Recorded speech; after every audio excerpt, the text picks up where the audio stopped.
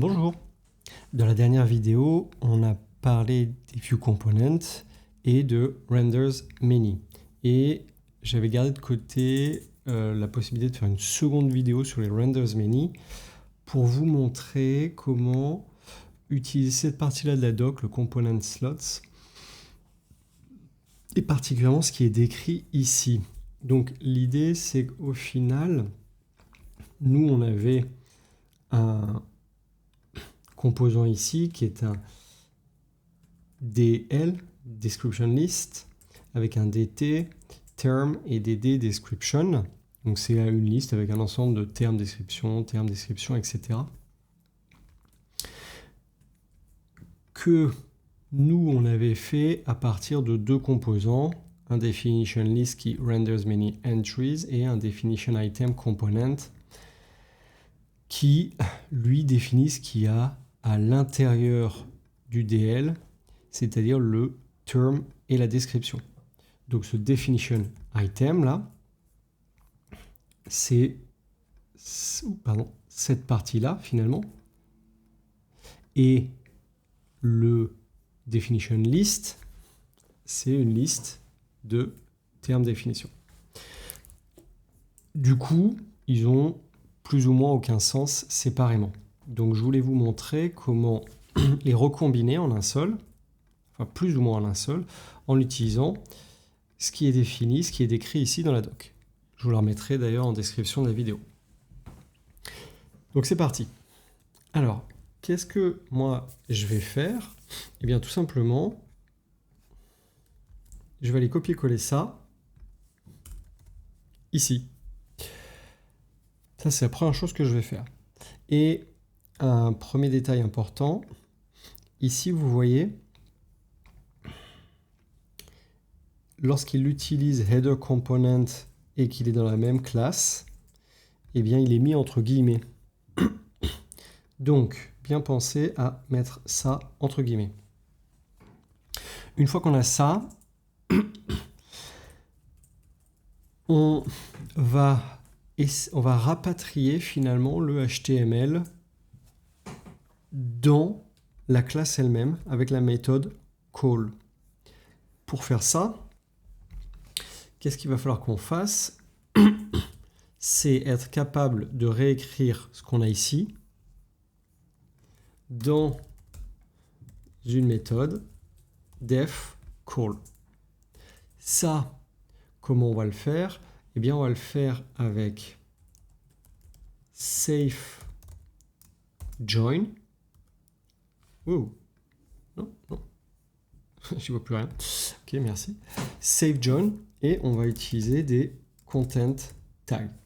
On va utiliser un content tag DT pour le DT qu'on a ici. Et qu'est-ce qu'on fait? Ah, attendez, par contre, save join, c'est on save join un tableau. Hop, voilà. Et effectivement, on va avoir un content tag DD after. Alors par contre, ça s'écrit plutôt comme ça. Et une fois qu'on va avoir ça, on dit donc le content tag, c'est quoi? C'est un type de tag, ce qu'on veut mettre dedans. Donc nous, c'est terme. Et c'est ennuyeux là, ce truc. Je vais peut-être juste repasser comme ça.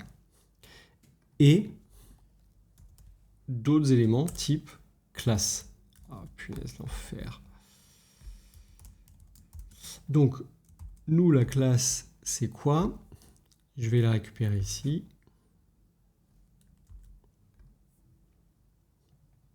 Et je la mets là. De la même manière, on va faire le DD. Alors, le DD est un petit peu plus complexe, puisqu'il y a description content et un lien. Du coup, qu'est-ce qu'on a fondamentalement? En fait, on a ici plus ou moins un autre save join à l'intérieur d'un save join global. Donc, nous, ce qu'on va faire, virgule, je ne sais pas pourquoi ça fait ça aujourd'hui, save join, un tableau. Et qu'est-ce qu'on va join?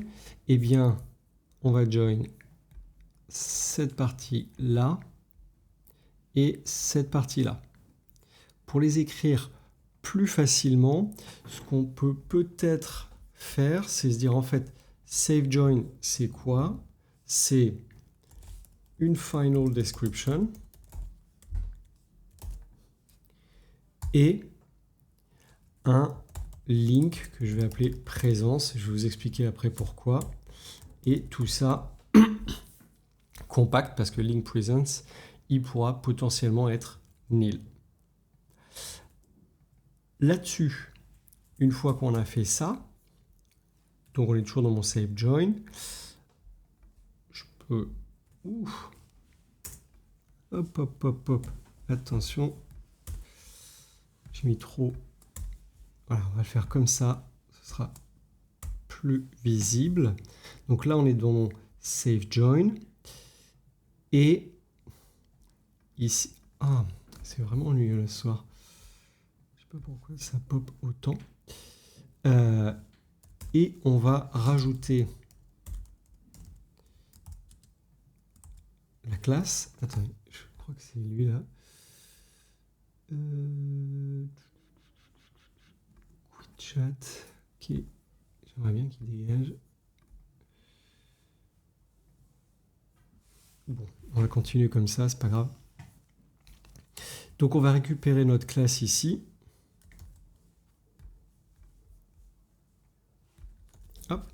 Et on n'a plus qu'à créer les final description et link presence. Donc, ça, c'est des méthodes qu'on va pouvoir mettre même en private. Et qu'est-ce que c'est final description? Eh bien, c'est finalement un content tag de ça. Donc,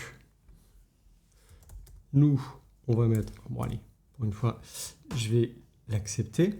On va prendre ce content tag-là et dans le span, on va aller mettre description ou content.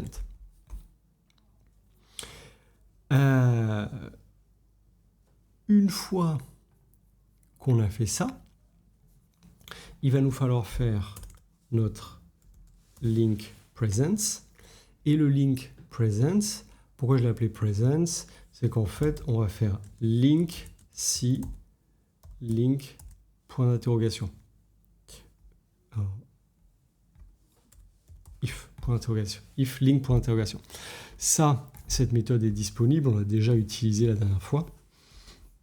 Donc je veux dire, bah, tu me renvoies le lien s'il y a ça, et en fait, s'il n'y a pas ça, ça va renvoyer nil. Du coup, le presence en Ruby, ça fait un peu ça, ça renvoie soit l'objet si l'objet est existant, soit nil dans l'autre cas. Donc du coup, on a notre final description, et ok, on va juste aligner ça, ça sera peut-être beaucoup plus content. Ok, très bien. Notre final description, notre link, le tout. Alors le compact, c'est pas ici qui va.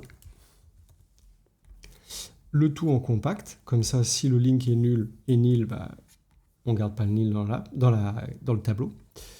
On save join, on met tout ça dans un content tag et on met la classe. Une fois qu'on a fait ça, eh ben, on va même pouvoir se débarrasser de ça, puisqu'on a passé la classe ici. Et comme on a déjà fait ça, eh bien on peut se débarrasser de celui-là. Pouf. Là, si on recharge, et voilà, on voit pas de différence parce que tout simplement, on a tout regroupé dans notre view component ici. Et ce view component là, il englobe désormais notre definition list qui est structurellement au-dessus de l'ensemble, DL. Il embarque ensuite les DT, DD qui vont ensemble. Et là, je peux en avoir autant que je veux. Et tout ça se retrouve dans un seul et même fichier. On n'a pas besoin d'aller chercher ailleurs puisqu'ils n'ont de raison de vivre que ensemble. Je vous mettrai le lien, même le lien vers l'article spécifique de la doc. Continuez à me suivre sur Cocoricodo et à bientôt.